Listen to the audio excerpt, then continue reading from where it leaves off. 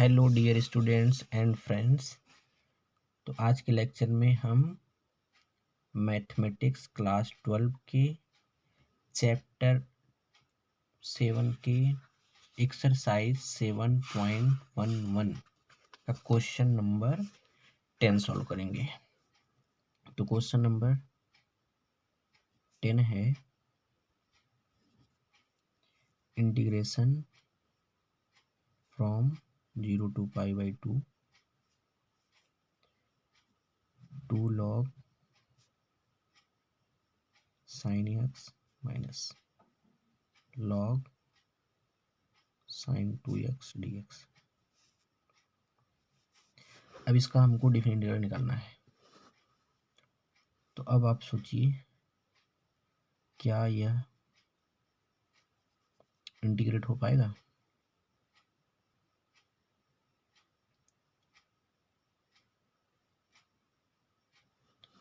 Integration क्या हो पाएगा? तो हम देखेंगे तो इसको इजीली सॉल्व नहीं कर पाएंगे।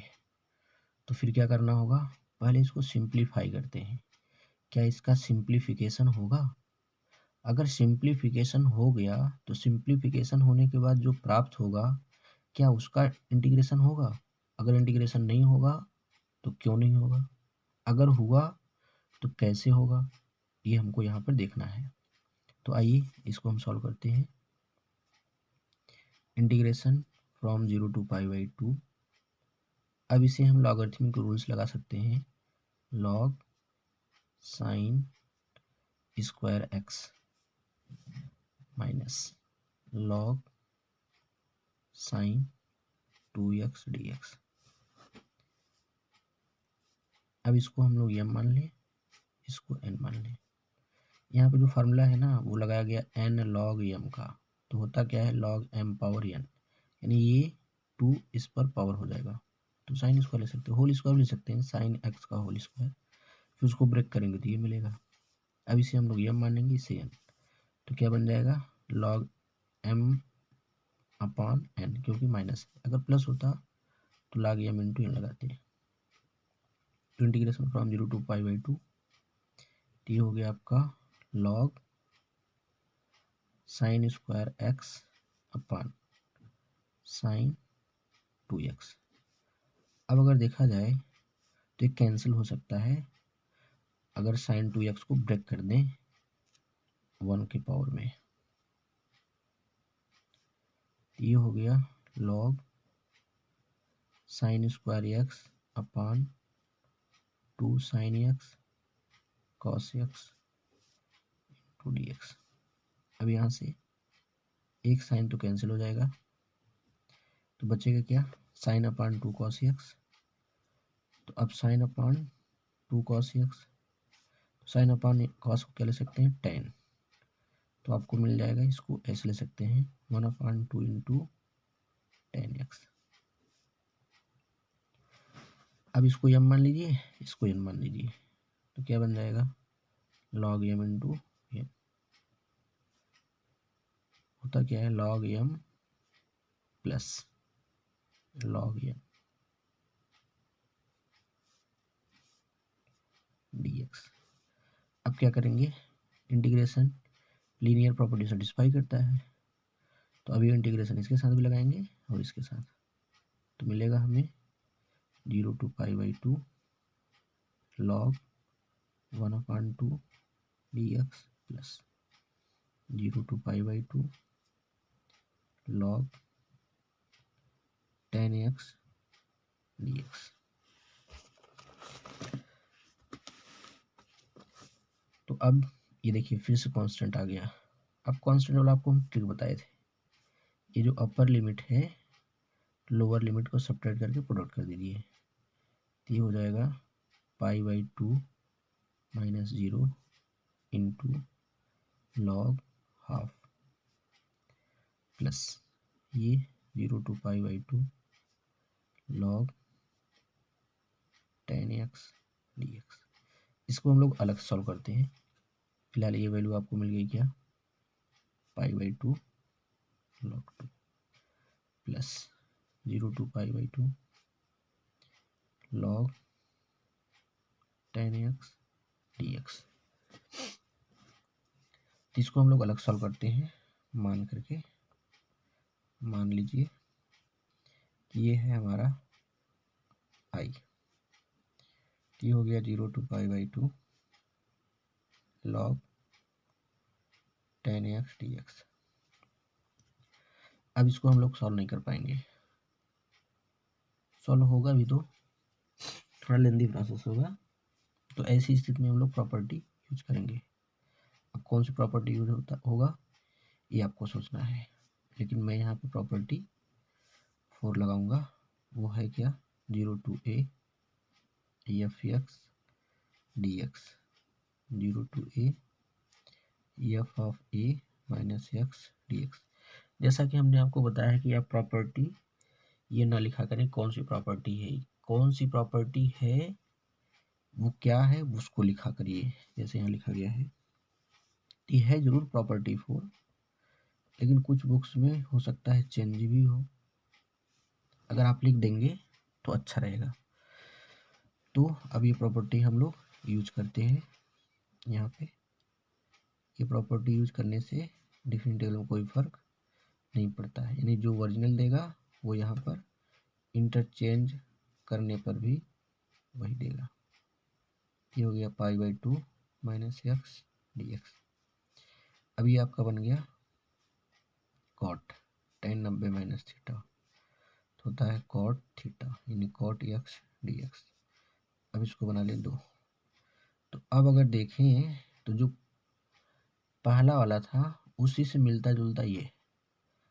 अब अगर कहें कि इसको सॉल्व करिए तो नहीं कर पाएंगे। तो ऐसी स्थिति में अगर हम 1 और 2 को ऐड कर दें, क्या यह सिंप्लीफाई हो जाएगा?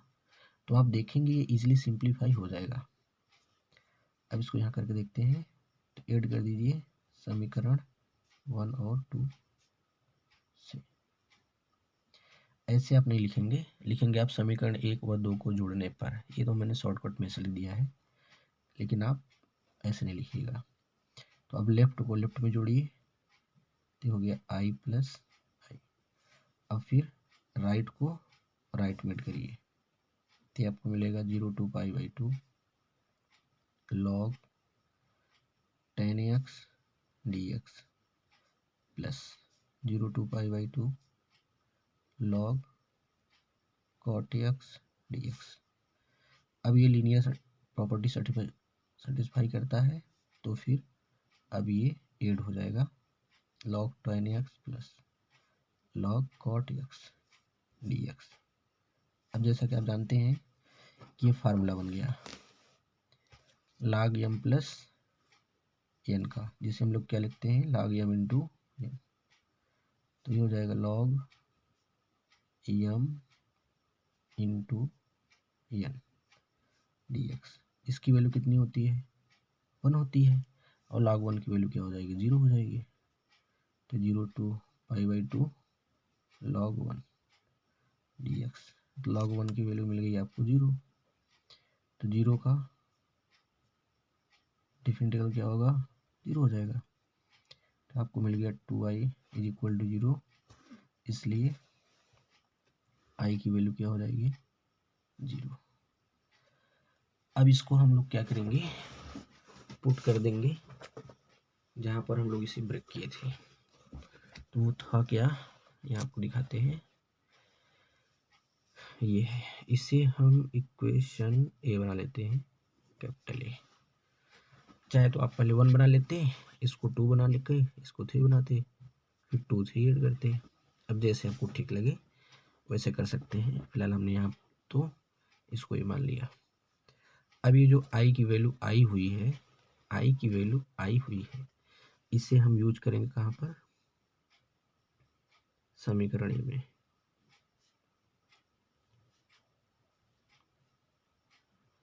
रखने पर ये वैल्यू आपको मिल जाएगा इंटीग्रेशन 0 to π/2 2 log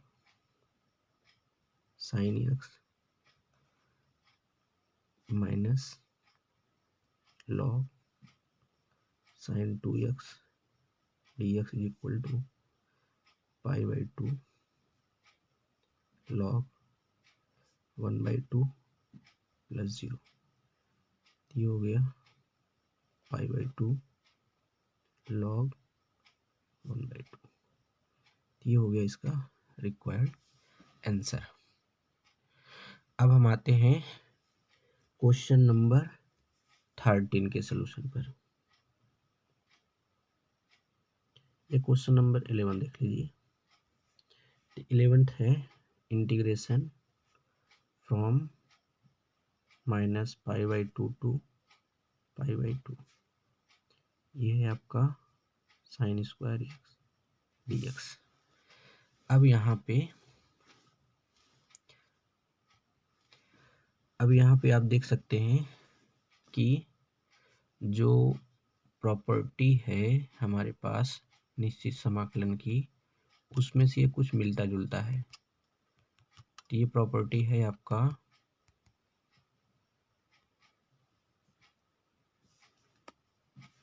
-a/a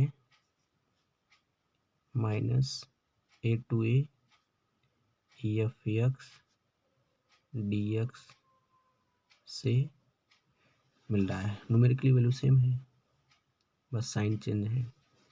तो इस स्थिति में क्या होगा, 2a f(x) dx, अगर f क्या हो, इवन फंक्शन हो,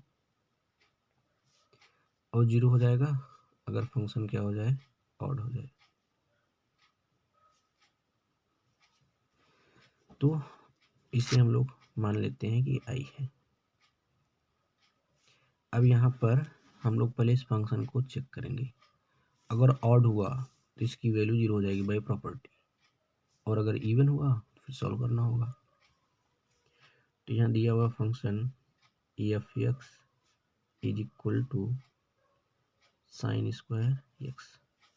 अब इसमें क्या करेंगे, x is equal to -x रखेंगे, तो put x is equal to -x, तो ये मिलेगा क्या, इसलिए f minus x is equal to sine square -x। वैसे माइनस आएगा लेकिन स्क्वायर होने की वजह से क्या हो जाएगा, प्लस हो जाएगा। अब ये फिर से कौन आ गया, यही, इसका मतलब f(x). तो इस तरीके से कह सकते हैं कि that is f(x) is equal to sine square x is a even function.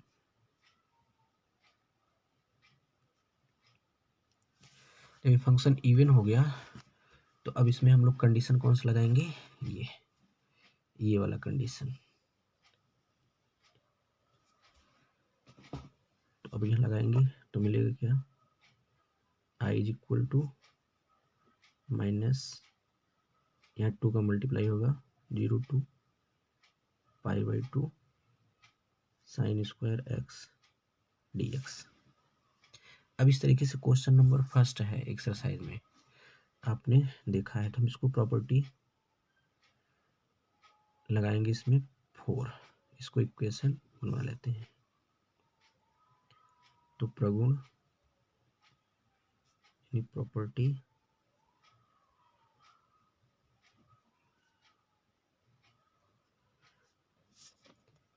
है आपका 0 to a f(x) dx is equal to 0 to a f of a minus x। अब इसको इसमें लगाते हैं तो मिलेगा क्या, i is equal to 0 to π/2 sine square π/2 minus x dx। अभी हो जाएगा क्या, साइन π/2 माइनस कॉस, यहाँ स्क्वायर है तो कॉस स्क्वायर हो जाएगा। तो 0 to π/2 cos square x dx। अब इसको 2 बना लीजिए। अब 1 और 2 को ऐड कर दो, एडिंग इक्वेशन 1 एंड 2, तो वी गेट, तो क्या हो जाएगा ये, लेफ्ट को लेफ्ट में करिए और राइट को राइट में करिए, तो हमें मिलेगा यहाँ पे i plus I is equal to 2 sine square x D x plus 2 cos square x D x. अब फिर से वही लीनियर प्रॉपर्टी, तो हो जाएगा आपका 2 इंटीग्रेशन 0 to π/2, ये हो गया sine square x cos square x D x. 2 से 2 एलिमिनेट हो जाएगा, तो ये हुआ i is equal to 0 to π/2। इसकी वैल्यू क्या हो गई 1, फिर से आ गया कांस्टेंट, तो हम लोग क्या करेंगे π/2 माइनस 0 इंटू 1, तो क्या हो गया π/2। अब i की वैल्यू क्या था इसको यहाँ लिख देते हैं, तो हो गया minus π/2 2π/2 sine square x D X. इस तरीके से हमें यहाँ मिला इस डेफिनेट इंटीग्रल की रिक्वायर्ड वैल्यू। अब हम क्वेश्चन नंबर 13 को सॉल्व करते हैं। क्वेश्चन नंबर 12 प्रीवियस लेक्चर में इस टाइप का क्वेश्चन बताया गया है, आप वहां से देख करके कर सकते हैं। हम यहाँ पे क्वेश्चन नंबर 30 करते हैं। यदि कोई प्रॉब्लम हो तो कमेंट बॉक्स में आप कमेंट कर सकते हैं। क्वेश्चन नंबर 13 है इंटीग्रेशन -π/2 to π/2 साइन की पावर 7x dx। अब ये फिर से प्रॉपर्टी बन गई हमारी -a to a f(x) dx type का। अब इस टाइप की प्रॉपर्टी हम लोग यहाँ फिर से यूज करेंगे, क्योंकि जो दी गई लिमिट है वो न्यूमेरिकली सेम है बट साइन अपोजिट है। तो इसको सॉल्व करने से पहले हम फंक्शन का नेचर चेक करेंगे। तो फंक्शन हमारा दिया हुआ है f(x) is equal to sine power 7x। अब इसमें हम पुट करेंगे x is equal to -x, put x is equal to -x, we get f of -x is equal to sine power 7 -x। तो sine minus x क्या होता है minus, लेकिन power कैसा है ऑड, इसलिए इसकी वैल्यू क्या हो जाएगी माइनस का साइन पावर 7x। देखिए साइन एक्स किसके बराबर है f(x) के, तो हम लोग इसके स्थान पे रख देंगे, तो मिल क्या गया f(x). इसका मतलब क्या हुआ, इसलिए f(x) is equal to sine power 7x is an odd function, is an odd function। अब ये फंक्शन अगर ऑड हो गया तो हमको इसकी प्रॉपर्टीज पता है कि इसका जो डिफरेंट इंटीग्रल होगा वो कैसा हो जाएगा 0। तो इसलिए integration from -π/2 to π/2 of sine power 7x dx equal to 0। तो इस तरीके से इस डिफरेंट की वैल्यू हमको प्राप्त होती है। Thank you.